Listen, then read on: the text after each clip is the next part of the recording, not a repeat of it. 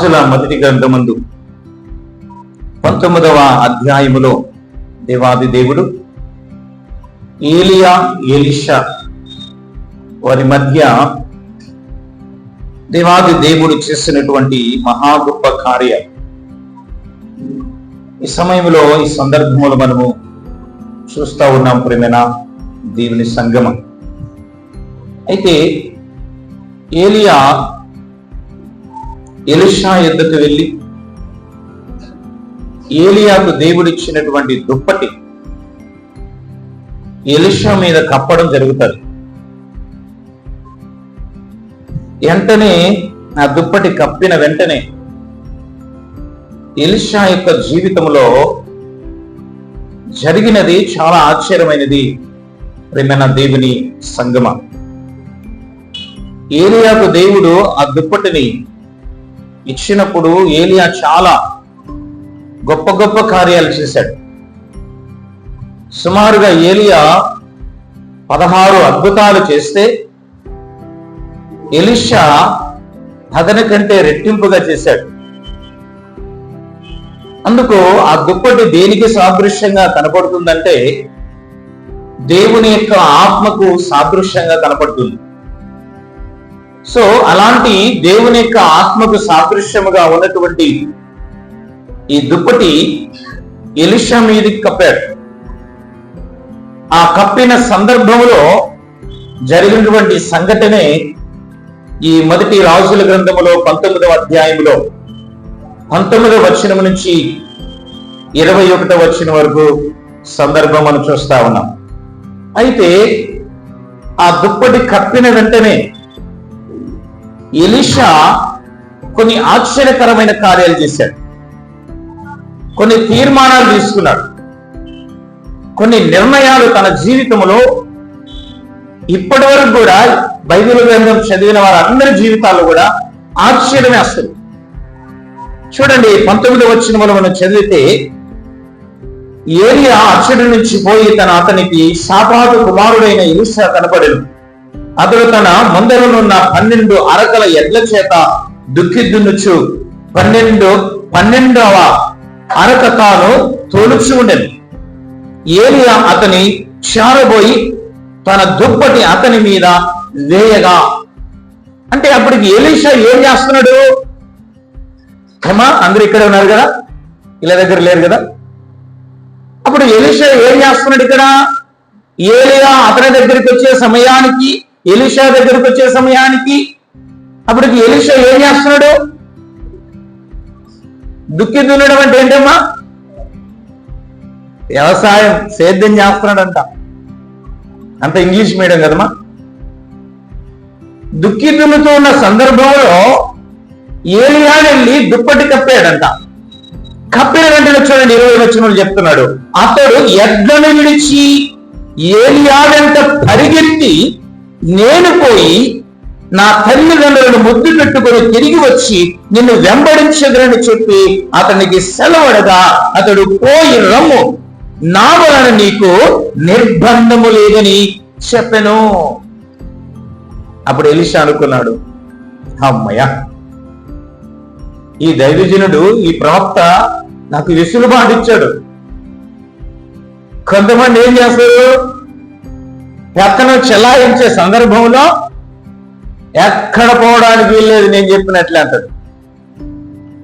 కానీ ఇక్కడ ఉన్నటువంటి ఈ ప్రవక్త ఏం చేశాడంటే వెళ్ళి రమ్ము అన్నాడు. వెళ్ళి వచ్చిన తర్వాత తీర్మానం చూడండి 21వ వచనంలో, అందుకతడు అతనిని విడిచి వెళ్ళి కాడి ఎడ్లను తీసి,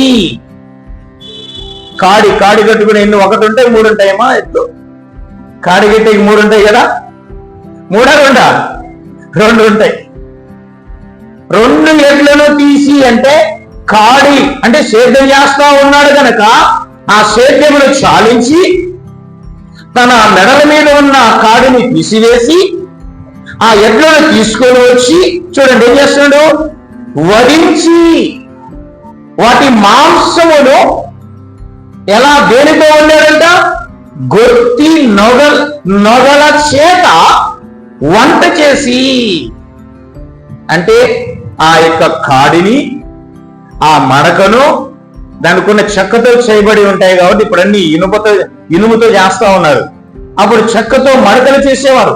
మెడ మీద ఉన్న కాడి అది చెక్కది. దానిని పగలగొట్టేసి దాన్న చేత ఏం చేశాడంటే ఆ ఎద్దులు వధించిన మాంసం వండాడంట. చూడు, అదే చెప్తున్నాడు. గొర్తి నొగల చేత వంట చేసి జనులకు వడ్డించెను. వారు భోజనము చేసిన తర్వాత అతడు లేచి ఏలియా వెంబడి వెళ్ళి అతనికి ఉపచారం చేయుచుండెను. ఎందుకు ఎలా చేశాడు చెప్పండి? ఎద్దులను ఎందుకు వధించి మాంసముగా ముక్కలు చేశాడు? ఎందుకు గొర్తి నొగలను పగలగొట్టేసి గొర్తి నొగల చేతనే ఆ మాంసం వడ్డించడానికి గల కారణం ఏంటి చెప్పండి? అది తెలిసి మేమెందుకు వస్తామయ్యంట? అమ్మ, మీకు చాలా తెలుసు, నాకు తెలుసు. మీరు గమనించినట్లయితే ప్రియమైన దేవుని సంగమా, అక్షత ఎలీషా నిర్ణయం తీసుకునే నిర్ణయాలు 3 నిర్ణయాలుగా కనపడతాయి. మొట్టమొదటి నిర్ణయం ఏంటంటే పొలము విడిచిపెట్టడం కనపడతాది. రెండవ నిర్ణయము తన ప్రాణముని విడిచిపెట్టాడు. ప్రాణం అంటే చనిపోవడం కాదు, తన ప్రాణంగా ప్రేమిస్తున్న ఎద్దులను సహితము కూడా వదిలిపెట్టాడు. మూడవదిగా తన ప్రయత్నాన్ని విడిచిపెట్టాడు. విడిచిపెట్టాడంట. ఏముందయ్యా, పొలమే కదా, ఏదో అరెకరో 10 సెంట్లు 20 సెంట్లు ఉంటుంది కదా అనుకోవచ్చేవో. ఎలీషాకి ఎన్ని ఎకరాలు ఉన్నాయి తెలిసిన? ఎలీషాకి 180 ఎకరాలు ఉందంట. 180 ఎకరాల పొలం విడిచిపెట్టడం అంటే చిన్న మాటల. 1/2 గజం వదిలిపెట్టిన మనమైతే. త్యాగం చూడండి. దాని యొక్క మహిమ ఎందుకంత ఆశ్చర్యపరిచిందంటే ఏలియా జీవితం మీద ఉన్న ఆ దుప్పటి ఎలీషా మీదికి వేసిన వెంటనే జరిగింది. ఎడ్లను విడిచిపెట్టేశాడు చూడండి. అందులో ఉన్న ఆశ్చర్యం మీరు బాగా గమనిస్తే, ఎందుకు ఎద్దును వధించాడు తెలిసిన? తన కాడెద్దులను. ఎందుకు గొర్తి నొగలను విరిచేశాడు తెలుసా? ఇవి మరలా నా ఎదుట కనపడితే, నా కళ్ళ ముందు ఉంటే, ఎవరికైనా అమ్మితే, ఎవరికైనా దాన ధర్మాలు చేస్తే, ఎప్పుడైనా సరే నా కన్నుల ఎదుట మరలా నాకు కనపడితే, నా మనస్సు మరలా త్రిప్పి, నా ఆలోచనలు మరలా ఇదిగో నేను చేస్తున్నటువంటి ఆ ప్రయత్నం వైపు నా ఆలోచనలు కూడా తిరగకూడదు. ఇంకా అర్థమవుతుందా? నా ప్రయత్నము కూడా ఎంత మాత్రం కూడా తిరగకూడదు. ఇంకా నేను మరలా మునుపు చేసిన పనిని నేను ఎంత మాత్రం కూడా నేను చేయకూడదు. ఇంకా ఇదిగో దేవుడు నాకు అప్పగించిన పనిని నేను చేయాలి. అందుకే ఎలీషా అంత గొప్ప నిర్ణయం తీసుకున్నాడంట. అర్థమైంది ఏం చెప్పినమాట? అందుకే ప్రియమైన దేవుని సంగమా, ఏలియా కంటే ఎలీషా రెట్టింపు అద్భుత కార్యములు చేశాడు. ఈరోజు ఈ సందర్భంలో రాయబడిన అమూల్యమైన మాట ఇది ఉన్నది. ఎందుకు ఈ మాటలు దినాన మనము చదివించుకొని ఉన్నామంటే ప్రియులారా, మన జీవితం ఎలీషా జీవితం వలె కనపడుతుంది. మన జీవితం ఎలీషా జీవితం వలె కనపడుతుంది. బాగా వినండి ప్రియులారా. ఇదిగో, దేవుడు ఆత్మను మనకు ఇవ్వకపోతే మన జీవితం కళ్ళు తెరిచేది కాదు. దేవుని యొక్క ఆత్మ మన జీవితంలోనికి రాకపోతే, దేవుని యొక్క శక్తి, దేవుని యొక్క కృప మన జీవితంలోనికి రాకపోతే మన కళ్ళు తెరిచేది కాదు. మన కన్నులు పొరల చేత కమ్మిపోయి చీకటి చేత కమ్మిపోయి, పాపము పొరల చేతనే కమ్మి, ఇదిగో దేవుని యొక్క ఆ గొప్ప ఆ కార్యక్రమాలు చేయడానికి ఇక దేవుడు మన పట్ల ఉన్న ప్రణాళిక మనకు తెలియకనే మనం ఉండిపోయేవారు. అర్థమవుతుందా ప్రేమన దేవుని సంగమా? అందుకే ఈరోజు మీరు బాగా జాగ్రత్తగా గమనించినట్లయితే, ఏలియా ఎలీషా మీద దుప్పటి కప్పగానే ఇదిగో ఈ నిర్ణయం తీసుకున్నాడు. ఎడ్లను వడించి గొర్రెల చేత వడ్డించి ప్రజలకు విందు చేశాడు. చేసిన తర్వాత దేవుడు ఎలీషా జీవితంలో చేసిన కార్యాలు 4 ఉన్నాయి. 4 కార్యాలు చేశాడు. ఒకటి, మొట్టమొదటిగా గిల్గాలుకు తీసుకెళ్లాడంట దేవుడు. ఎక్కడికి తీసుకెళ్లాడంట? గిల్గాలుకు తీసుకెళ్లాడు. రెండవది, బేతేలుకు తీసుకెళ్లాడు దేవుడు ఎలీషాని. మూడవది, యెరికోకు తీసుకెళ్లాడు. నాలుగవది, యోర్దానుకు తీసుకెళ్లాడు దేవుడు. ఎన్ని చోట్లకి తీసుకెళ్లాడమా?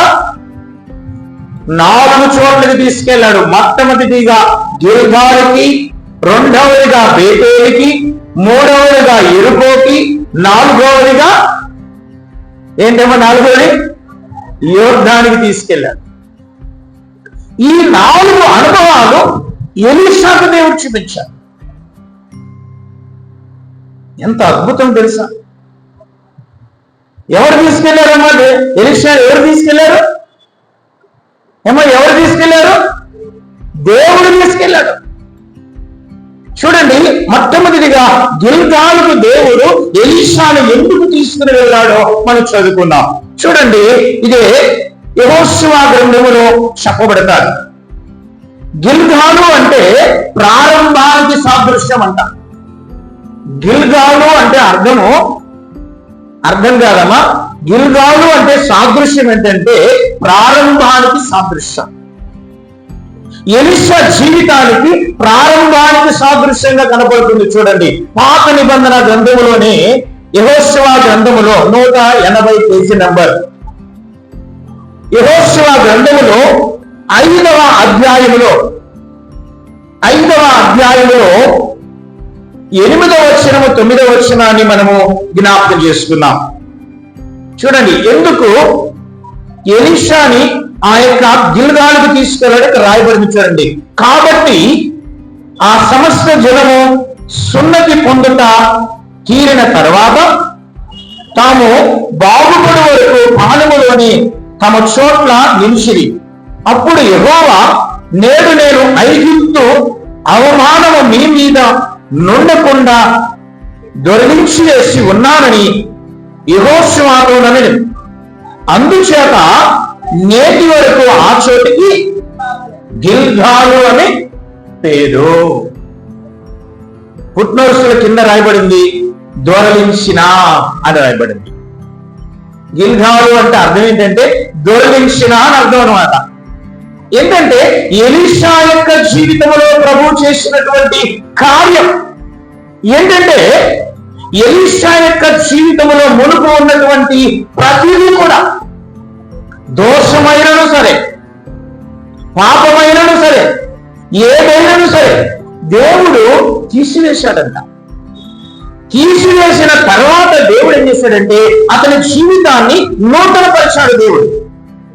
అలాగనే ఇశ్రాయేలు యొక్క జీవితంలో కూడా, ఇశ్రాయేలు యొక్క ప్రజల యొక్క జీవితం కూడా దేవుడు ఏమి చేసినట్లుగా మనం చూస్తున్నామంటే, వారి జీవితాన్ని, వారి యొక్క దోషములన్నిటిని దొర్లించి వారి జీవితానికి నూతనమైనటువంటి జీవితాన్ని ఇచ్చాడు దేవుడు.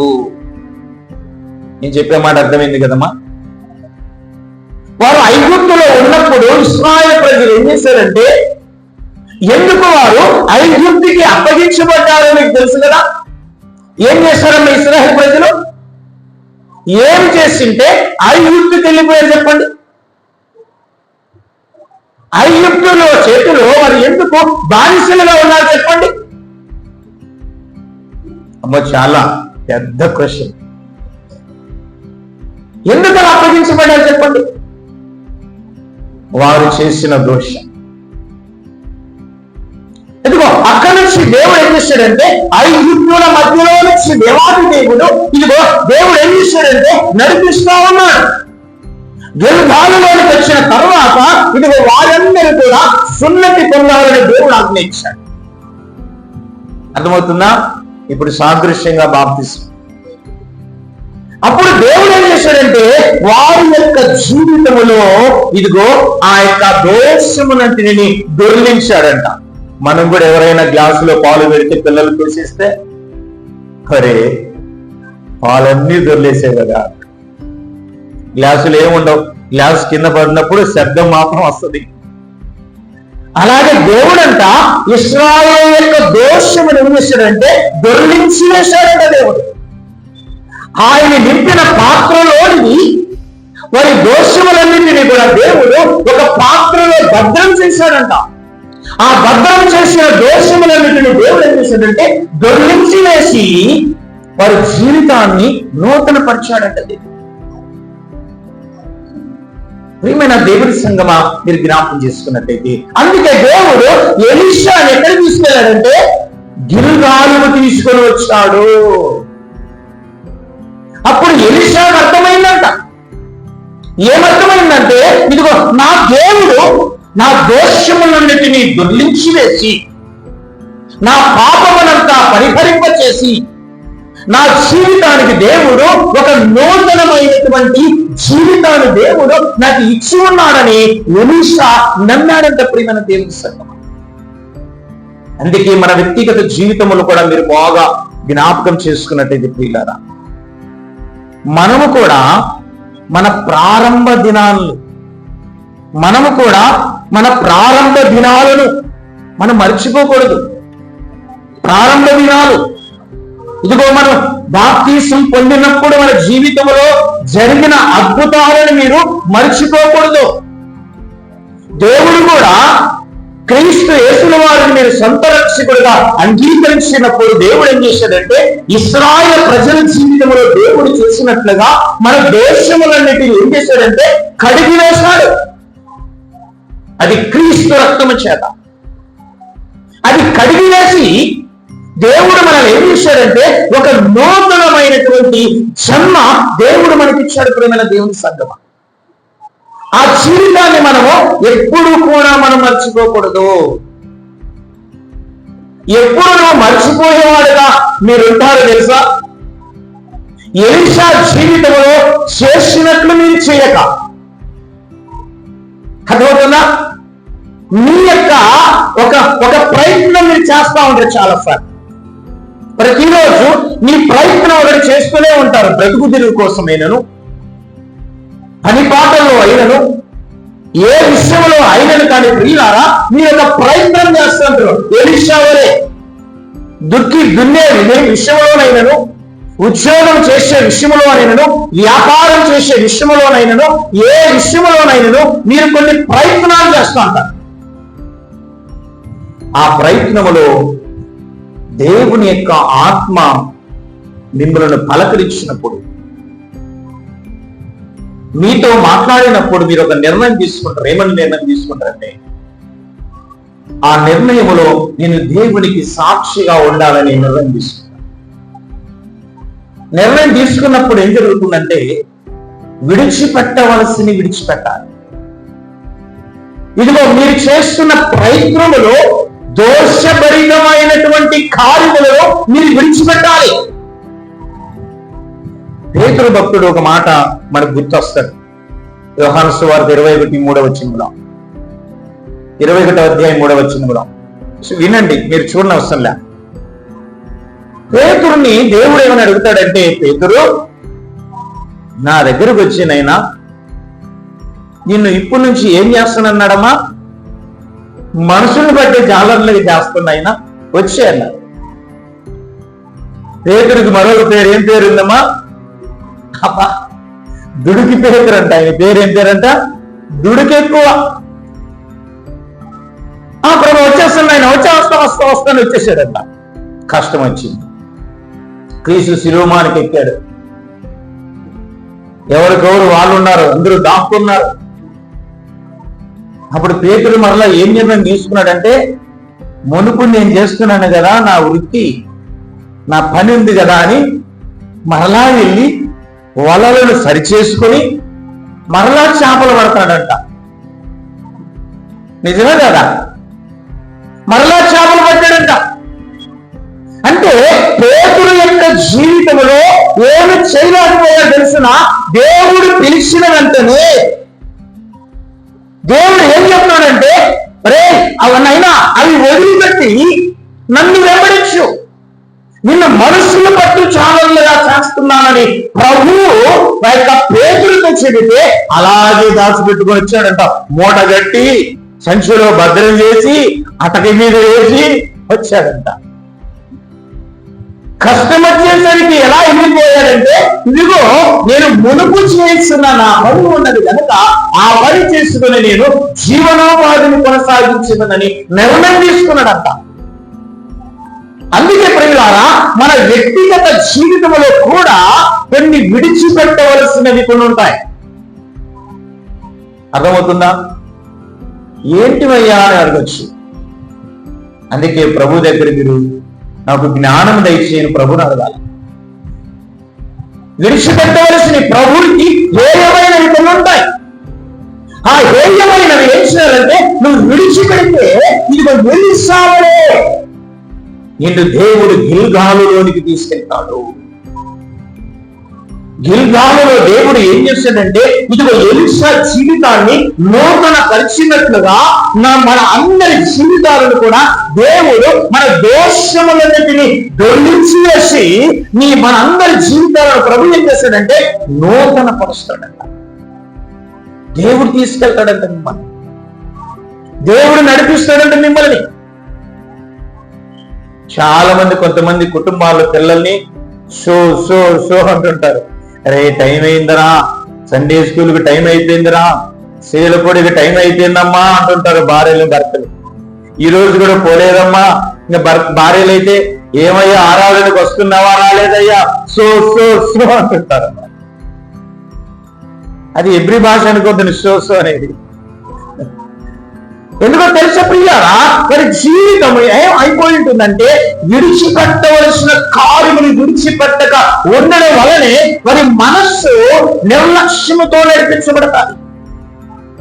అందుకే వారి జీవితంలో ఉత్సాహం ఉండదు, ఉల్లాసముగా ప్రభువు దగ్గరికి వెళ్ళలేరు. అందుకే ఎలీషా ఏం చేశాడంటే, సంతోషముగా తన ఎద్దులను బలించేసి వదిలిచేసి గొడ్డి నొగల చేత వంట వండి ప్రజలందరికీ విందు చేయించి సంతోషంగా ఏలియా దగ్గరికి వెళ్ళి ఉపచారం చేశాడంట. అందుకే గిల్గాలుకు నడిపించాడు. రెండవదిగా మనం ఆలోచన చేస్తే, ఇదిగో ఎలీషాను ఎక్కడికి తీసుకెళ్లాడంటే బేతేలుకు తీసుకువెళ్ళినట్లుగా మనం చూస్తా ఉన్నాం. ప్రియమైన దేవుని సంగమా, బేతేలు అనుభవాన్ని ఇదిగో ఎలీషాకి దేవుడు ఇచ్చినట్లుగా మనం చూస్తున్నాం. బేతేలు అన్నటువంటి సాదృశ్యము తన ప్రయాణమునకు సాదృశ్యంగా కనపడుతుంది. ప్రయాణమునకు సాదృశ్యం బేతేలు. చూడండి, ఆదికాండము ఒక మాట రాయబడి ఉంటుంది. చూడండి, 35వ అధ్యాయం. ఆదికాండం 35వ అధ్యాయం 1 నుంచి 4 వచనాల మధ్య మనం చదువుకున్నాం. దేవుడు యాకోబుతో, నీవు లేచి బేతేలునకు వెళ్ళి అక్కడ నివసించి నీ సహోదరుడైన ఏశావు ఎదుట నుండి నీవు పారిపోయినప్పుడు నీకు కనపడిన దేవునికి అక్కడ బలిపీఠము కట్టమని చెప్పగా, యాకోబుతో దేవుడు మాట్లాడుతున్నాడు. ఏమని మాట్లాడుతున్నాడంటే, యాకోబ్ అని పేరు పెట్టి పిలిచి, ఇదిగో నీవు ఏశావు భయము చేత నువ్వు పారిపోయి వచ్చావు, ఇక్కడ నువ్వు ఎలా ఉన్నావంటే ఒంటరి వాడిగా బ్రతుకుతున్నావు, భార్యలు బిడ్డలు ఆస్తి పనివారు అందరూ కూడా ఉన్నారు, కానీ నీ యొక్క పరిస్థితి ఎలా ఉన్నదంటే ఇదిగో భయము చేత ఎప్పుడు నా అన్న వచ్చి నన్ను సంహరింప చేస్తాడో అని భయం చేత నువ్వు ఉన్నావు. ఇదిగో నేను నీతో జ్ఞాపకం చేస్తున్నాను, నీ ప్రయాణము ఎక్కడికి వెళ్ళాలంటే ఇదిగో బేతేలుకు బయలుదేరు అన్నాడు. అప్పుడు యాకోబు తీసుకున్న నిర్ణయం ఏంటంటే, తన పనివారితో యాకోబు మాట్లాడుతున్న మాట చూడండి. 3వ వచనంలో 2వ వచనం నుంచి, యాకోబు తన ఇంటి వారితోనూ తన ఎదురున్న వారందరితోనూ నీ ఎదురున్న అన్య దేవతలను పారవేసి మిమ్మును మీరు శుద్ధిపరచుకుని మీ వస్త్రములు మార్చుకుని మనము లేచి బేతేలుకు వెళ్ళుదము. నా శ్రమ దినమున నా పుత్రమిచ్చి నేను వెళ్ళిన మార్గమున నాకు తోడై ఉండిన దేవునికి బలిపీఠమును అక్కడ కట్టెదనని చెప్పెను. ఏం జరిగిందంట? ఇదిగో భయం చేత ఉన్నప్పుడు దేవుడు నాతో మాట్లాడాడు. ఆ స్థలానికి మనం అందరము బయలుదేరి వెళ్ళాలి. అక్కడ నేను ఏం చేయాలంటే దేవునికి నేను బలిపీఠం పెట్టాలి. అక్కడ నేను అందుకు మీరు ఏం చేయాలంటే నాతో పాటు మీరు రావాల్సి వచ్చి ఉన్నది కనుక మీరు ఏం చేయాలంటే మీ దగ్గర ఉన్న దేవతలన్నిటినీ పారవేసి శుద్ధి చేసుకుని వస్త్రములు మార్చుకోండి. మీరు గమనిస్తే అక్కడున్న దేవతలు ఎవరమ్మా? దేవతలు ఎవరు చెప్పండి? యాకోబే భయంతో ఉంటే నడిపించే సారదే భయం చేత ఇక్కడికి వెళ్దాం అక్కడికి వెళ్దాం ఆడదాక్కున్నాం ఏదాక్కున్నామని ఆ సారదే అలాగుంటే మరి పనివారు ఎలా ఉంటారు? ఆ కుటుంబం అంతా ఎలా ఉంటుంది చెప్పండి. మీరు ఆలోచించండి, ఎలా ఉంటుందమ్మా? యాకోబు చెప్పే మాట వినేవారుగా ఉంటారు చెప్పండి. ఎవరి పని వారు చేసేస్తున్నారు. వారి జీవితాలలో వారు ధైర్యంగా ఉండడానికి, వారి జీవితాల్లో వారందరూ కూడా ఇదిగో ధైర్యవంతులుగా ఉండడానికి తాను ఏదో ఒకటి తన మనసులో నిలబెట్టుకొని వాటిని ఆశ్రయిస్తూ ఉండేవారంటే వారు. అందుకే దేవుడు ఏమని జ్ఞాపకం చేస్తున్నాడంటే, ఇదిగో దేవుడు ఇప్పుడు నాతో మాట్లాడాడు కనుక ఆయన దగ్గరికి వెళ్ళేసరికి మీరందరూ శుద్ధి చేయడానికి మీ దేవతలను పడవేసి శుద్ధి చేసుకుని వస్త్రములు మార్చుకుని నాతో రండి. అప్పుడు దేవాది దేవుడు యాకోబుని బేతేలులోనికి నడిపించాడు. తన ప్రయాణానికి మార్గము దేవాది దేవుడు ఏర్పాటు చేసినట్లుగా మనం చూస్తూ ఉన్నాం. ప్రియమైన దేవుని యొక్క సంగమ, ఇదిగో ఈ యాకోబు ఎక్కడో ఉన్నటువంటి యాకోబుని తీసుకొని వచ్చి దేవుడి సన్నిధి అన్నటువంటి తన ఇంటిలోనికి దేవుడు చేర్చుకున్నాడు. పరాయివాడుగా ఉన్న యాకోబుని తీసుకొని వచ్చి ఇదిగో దేవుడి ఇంటిలోనికి దేవుడు చేర్చుకున్నాడు. ఎలీషా జీవితాల్లో కూడా దేవుడు ఏం చేశాడంటే, పరాయివాడుగా బ్రతుకుతున్న ఎలీషా దేవుని ఇంటిలోనికి తీసుకుని వచ్చాడు. బేతేలులోనికి తీసుకుని వచ్చిన తర్వాత ఎలీషా గ్రహించినది ఏంటో తెలుసిన, ఇదిగో దేవుడు ఇప్పుడు తన ఇంటిలోనికి దేవుడు నన్ను తీసుకుని వచ్చాడని ఇదిగో ఎలీషా అన్నాడంట.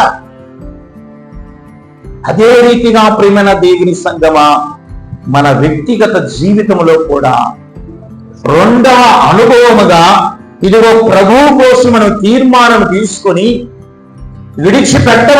విడిచిపెట్టిన తర్వాత దేవుడు 2వ ప్రయాణముగా దేవుడు మనల్ని ఎక్కడికి తీసుకుని వెళతాడంటే బేతేలుకు తీసుకుని వెళతాడు. బేతేలు యొక్క అనుభవంలోకి మనల్ని తీసుకెళ్తాడు. అర్థమవుతుందా ప్రియులారా? అక్కడికి తీసుకొని వెళ్ళే ముందుగా ప్రభు ఏం చేస్తాడంటే మన యొక్క జీవితాన్ని ప్రభు శుద్ధి చేస్తాడంట.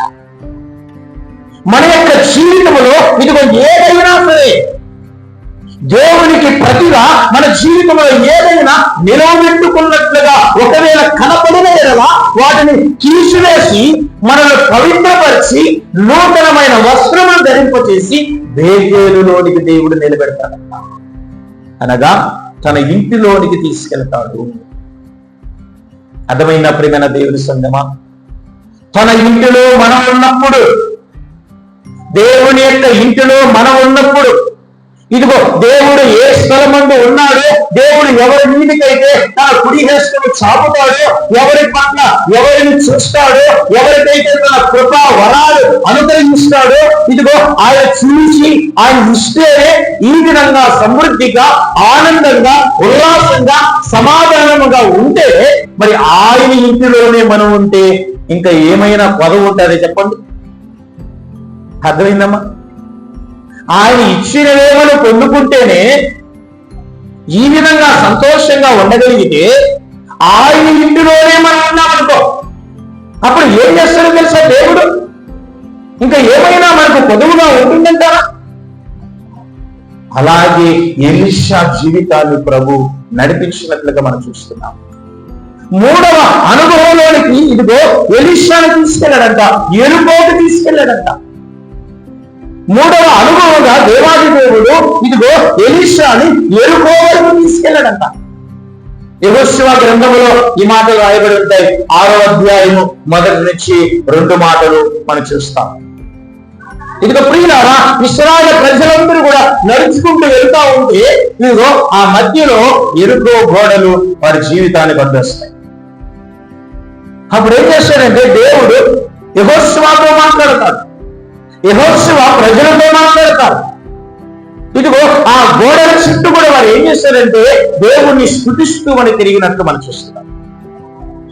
7వ దినమందు ఆ ఎరుకో గోడలు బద్దలైపోయి వారి యొక్క ప్రయాణానికి అడ్డు లేకుండా పోయినట్లుగా మనం చూస్తా ఉన్నాం. చూడండి ప్రియులారా, ఈ ఎరుక దేనికి సాదృశ్యంగా కనపడుతుందంటే మన పోరాటానికి సాదృశ్యం. ఎలీషాను కూడా దేవుడు ఆ ఎరుకోను తీసుకెళ్లిన తర్వాత ఆ ఎరుకో ద్వారా ఎలీషాకు ఏమి నేర్పించారంటే ఇదిగో పోరాడవలసినవి చాలా ఉన్నాయి, నీవు పోరాడవలసినవి చాలా ఉన్నాయి అని దేవుడు చూపించినట్లుగా మనం చూస్తున్నాం.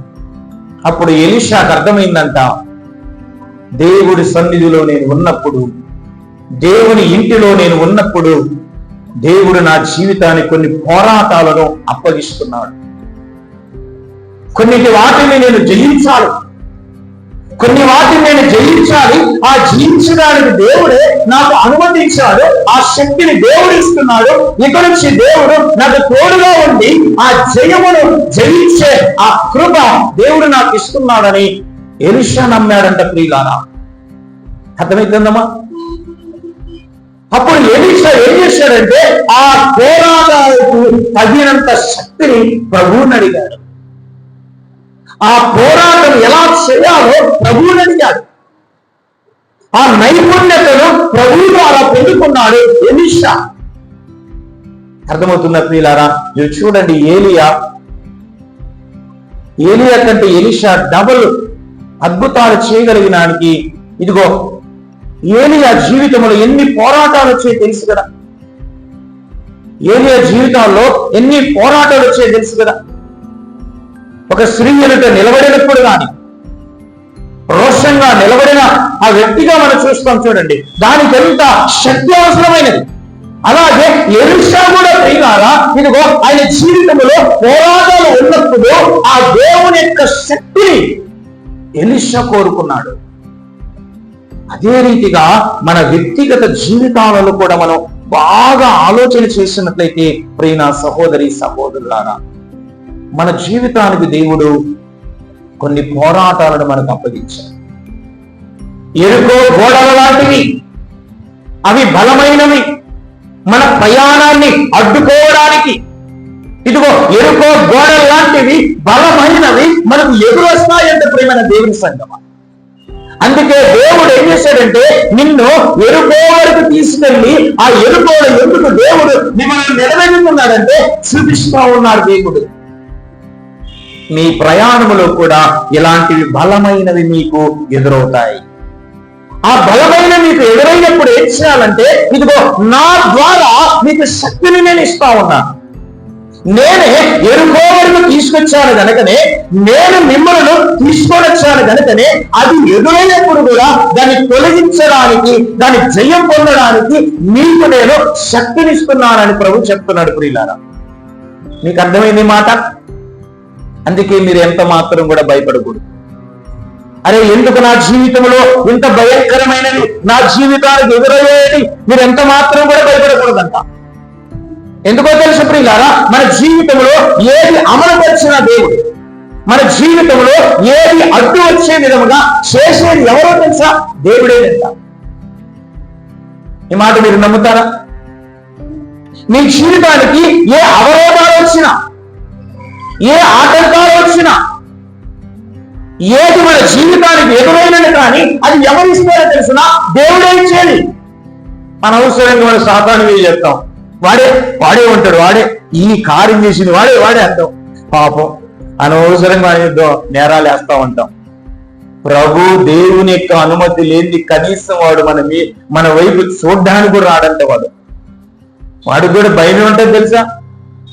మనకి ఏం భయం తెలుసా? ఒక్కసారి తప్పు చేసినందుకే ఆకాశము నుంచి త్రోసివేయబడి కటిక చీకటి బెలవలోనికి తోసేయబడ్డాడంట.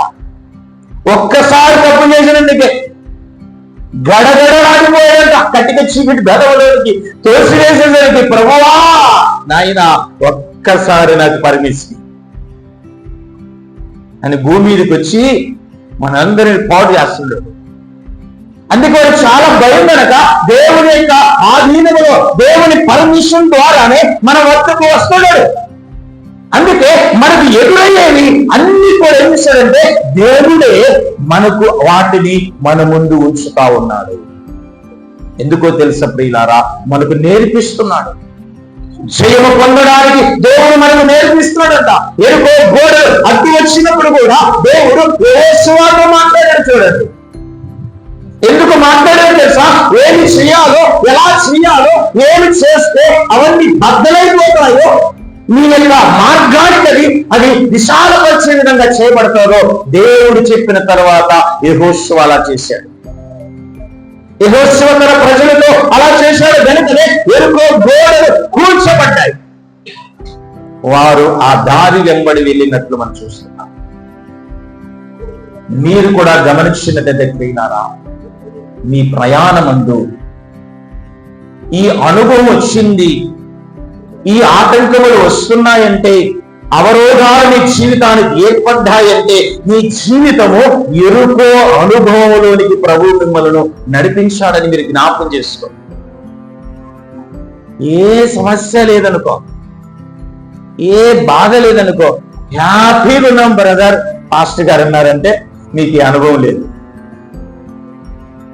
క్రైస్తవ అనబడిన వారికి ఏముంటాయేమా? శ్రమలు ఉంటాయి. శ్రమలే లేని జీవితముగా ప్రశాంతంగా నడుస్తుందయ్యా అంటే ఎవరు కాదని ఆ మాట మేము అనలేట. క్రైస్తవులు కాదు. అందుకే ప్రియులారా, ప్రభు ఎలీషా జీవితాన్ని ఎక్కడి వరకు తీసుకెళ్ళాడంటే యెరికో వరకు తీసుకెళ్లి చూపించేశాడు. అప్పుడు ఎలీషా అనుకున్నాడంట, నిజంగా నేను జయించగలిగిన శక్తి దేవుడు నాకు అనుగ్రహిస్తున్నాడని నమ్మి ప్రభువుని స్తుతించాడు.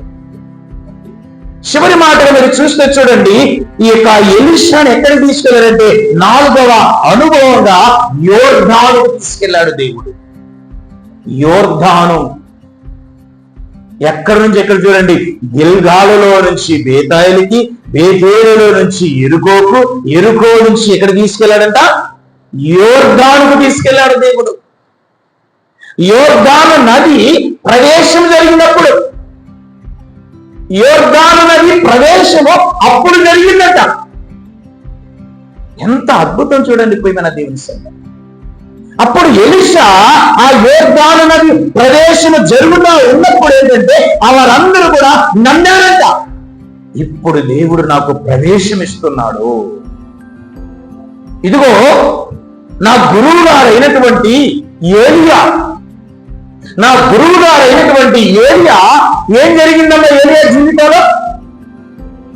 దేవుడు ఏం చేశాడు చెప్పండి? ఎలా పోయాడు చెప్పండి? ఏలియా అది అర్థమవుతుందేమో. ఎలా పోయాడు చెప్పండి? ఎట్లా తీసుకుపోయారు చెప్పండి?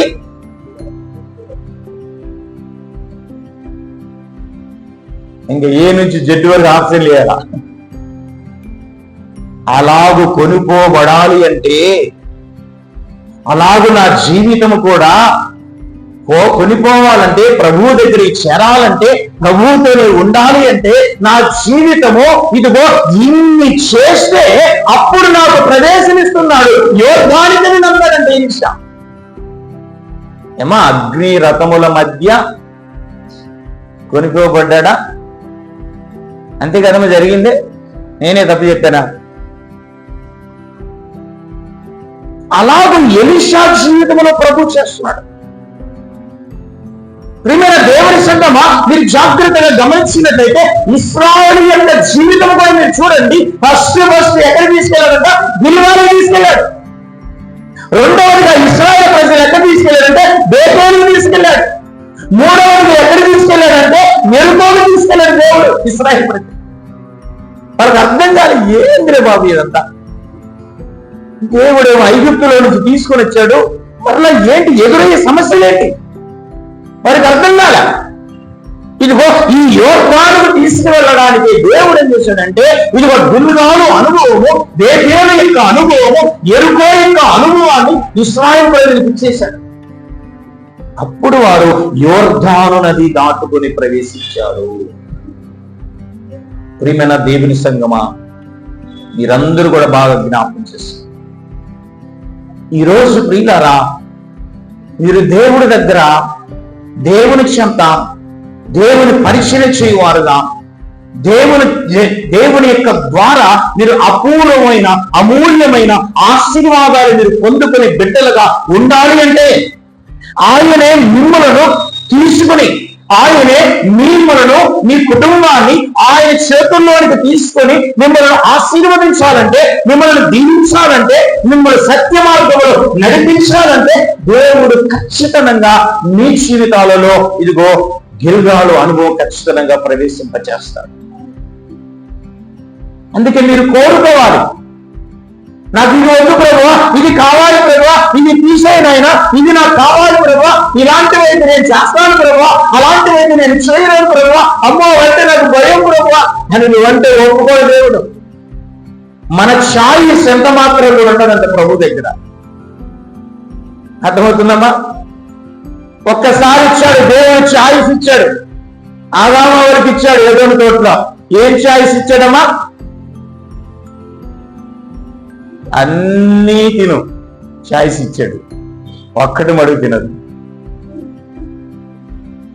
అన్నందుకే ఎంత పని చేసి పెట్టారో, అంతా చేసిందంతా చేసి గోడ పెడుతున్నారు. ఇద్దరు ఒకరి నేరాలు చెప్పుకుంటున్నారు. అందుకు దేవుడు మన జీవితానికి ఛాయిస్ ఇవ్వడు. ఆయన చెప్పినట్లు మనం చేయాలి.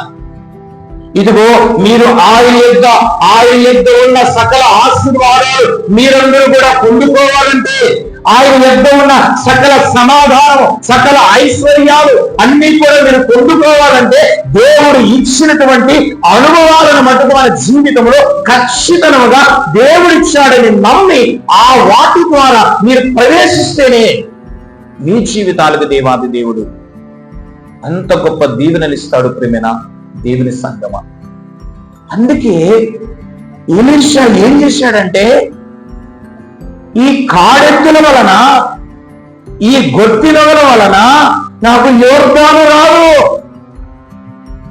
అర్థమైందా? ఇది నా ఎత్తు ఉంటే ఈ 180 ఎకరాలే ఉంటాయి, కానీ యోర్దాను నది రాదు. యోర్దానులోనికి వచ్చాను. దేవుడు అనుకో అన్ని చోట్ల తిట్టేస్తాడు దేవుడు. ఎక్కడికెక్కడికో తీసుకెళ్తాడు, ఎవరెవరినో కలవమని చెప్తాడు, ఎవరెవరితోనో స్నేహం చేయిస్తాడు. ఎంత గొప్ప అనుభవాలు, ఎంత గొప్ప తీపి మధురాతి మధురమైన కార్యక్రమాలు. నిజంగా ప్రియులారా, మనకంటే ముందుగా చనిపోయే వారందరూ కూడా ఇదిగో పరదేశంలో ఉన్నారు కనుకనే ఆ పరదేశంలో చూడండి, ఇదిగో ఆ ఏ పేరు మొదలుకొని ఎంత మంది అయితే మంచి యథార్థవంతంగా చనిపోయారో వారందరూ పరదేశంలో ఉన్నప్పుడు వారందరూ చర్చించుకుంటుంటారు. నేను ఎక్కడెక్కడో దేవుడు నన్ను తీసుకెళ్ళాడరా, ఎవరెవరో మధ్య సేవ చేయించుకున్నాడు, వారు అనుభవాలు పంచుకుంటుంటారు. చూడండి, అలాగే మన వ్యక్తిగత జీవితంలో ఎంతో శ్రేష్టమైనటువంటి అనుభవాలను ప్రభు ద్వారా మనం పొందుకోవాలంటే మనం ప్రభు చేతిలోకి మనం వెళ్ళాలి. ఎలీషా అలాగనుకున్నాడు. అందుకే నేను ప్రభు చేతుల్లోనికి వెళ్ళాలని ఏం చేశాడంటే ఏలియాకు ఉపచారం చేశాడు. అందుకే దేవుడు ఏం చేశాడంటే ఎలీషాను తన కనుసైగల మధ్య నడిపించాడు. నిజానికి ప్రియులారా, రాజుల గ్రంథం అంతా మీరు చదివితే ఇంటికి వెళ్ళి ఎలీషా ఎంత గొప్ప సంతోషపడతాడో తెలుసా, ఎంత ఆనందపడినట్లు ఈ గ్రంథంలో చెప్పబడతాడో తెలుసా. అందుకే దయచేసి ప్రియులారా, ఇటు గొప్ప శ్రేష్టమైనటువంటి అనుభవాలు, శ్రేష్టమైన దీవెనలు కావాలని కోరుకుంటున్న ప్రియ సహోదరి సహోదరులారా, మీరు జ్ఞాపకం చేసుకునండి. మీ జీవితాలలో విడిచిపెట్టవలసినవి విడిచిపెట్టేసి, విసర్జించవలసినవి విసర్జించి, ఇదిగో దేవుడు నన్ను తన పని కొరకై, దేవుడు తన పనివారం కోసమై, దేవుడు ఇస్తున్న ఆశీర్వాదాలు ఇవ్వడానికి నన్ను పిలుస్తున్నాడని జ్ఞాపకం చేసుకొని, ఇదిగో ఆయన ద్వారా మీరు పవిత్రపరచబడి, ఆయన నడిపించే మార్గముల మీద నడిచి, ఆయన ఇచ్చిన ప్రతి అనుభవాలు కూడా ఇదిగో జయమును పొందుతూ మీరు దేవుడిలో సంతోషంగా వర్ధిల్లాలని ప్రేమపూర్వకంగా మనవి చేస్తూ ఈ మాటలు ముగిస్తా ఉన్నాం. దేవుడు తన మాటలు మనందరి వినికిడిలో ఫలభరితం చేయునుగాక. ఆమేన్.